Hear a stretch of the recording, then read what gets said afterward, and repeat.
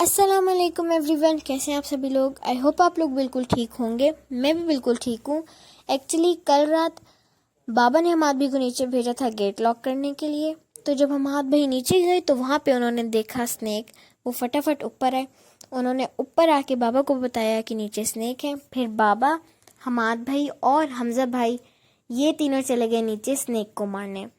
Actually ہم نے اپنے گیراج میں کسی کام کے لیے گڑھا کھودا تھا، تو یہ اسنیک وہاں پہ چلا گیا اور بابا نے اسے وہیں پر بیلچے کی ہیلپ سے دبا لیا اور حمزہ بھائی سے کہا کہ آپ اس کے سر پہ مارو سریا، کیونکہ سانپ کا ہمیشہ سر کچلا جاتا ہے، کیونکہ اس کا جو ہے نا سارا زہر اس کے سر میں ہوتا ہے. اور اللہ نہ کرے اگر کبھی آپ کے گھر اسنیک آتا ہے یا آپ کہیں پر اسنیک دیکھ لیتے ہیں تو آپ نے فٹافٹ اسے مارنا ہوتا ہے. آپ نے پہلے تو اس کو کسی چیز کی ہیلپ سے روک لینا ہوتا ہے تاکہ وہ کہیں آگے نہ بڑھ سکے، اور پھر اس کے سر کو مارنے کی کوشش کرنی، اس کے سر پہ بار بار مارنا ہے تاکہ وہ جلدی سے مر جائے.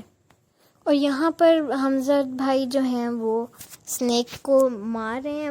حمزہ بھائی بار بار اس کے سر کو مارنے کی کوشش کر رہے تھے، لیکن جو اسنیک تھا وہ بار بار مٹی کے اندر اپنا سر چھپا رہا تھا. اس پوائنٹ پر اسنیک کافی حد تک زخمی ہو گیا تھا. اس کی گردن بھی زخمی ہو گئی تھی اور اس کا سر بھی تھوڑا سا زخمی ہو گیا تھا. اس کا سر زخمی کرنے میں ہمیں بہت دیر لگی تھی، کافی ٹائم لگ گیا تھا، کیونکہ وہ مٹی کے اندر تھا اور وہ بار بار اپنا سر مٹی کے اندر چھپا رہا تھا. اگر وہ کسی گراؤنڈ سرفیس پہ ہوتا تو اسے مارنے میں ہمیں اتنی دیر نہ لگتی. ہم فٹافٹ اس کا سر ختم کرتے اور سانپ بھی پھر ختم ہو جاتا. پورا ٹائم ہماری کوشش یہی تھی کہ ہم فٹافٹ اس کا منہ ختم کریں اور ہم اسے گھر سے باہر پھینکیں، کیونکہ آبویس سی بات ہے سانپ کا اگر منہ نہیں ہوگا تو وہ کہاں سے ڈسے گا، تو پھر وہ اتنا زیادہ ہارمفل نہیں ہوگا. ابھی تو اس کا منہ تھا وہ بالکل پرفیکٹ گھوم رہا تھا، تو اسی لیے اس کو ختم کرنا بہت ضروری تھا، کیونکہ وہ نیچے سے اوپر بھی آ سکتا تھا اور ہم اوپر والے پورشن میں رہتے ہیں، تو اگر وہ گھر کے اندر آ جاتا تو یہ بہت انسیف بات تھی.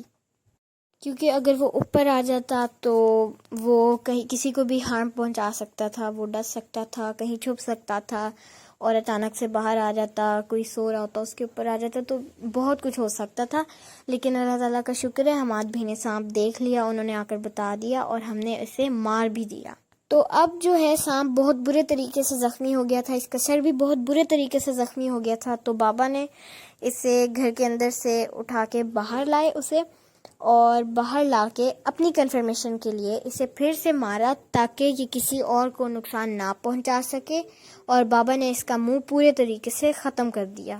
باقی میں اپنی آج کی ویڈیو اس دعا کے ساتھ ختم کروں گی کہ اللہ تعالی ہم سب کو اپنے حفظ و ایمان میں رکھے اور اس طرح کی ساری سچویشن سے بچا کے رکھے.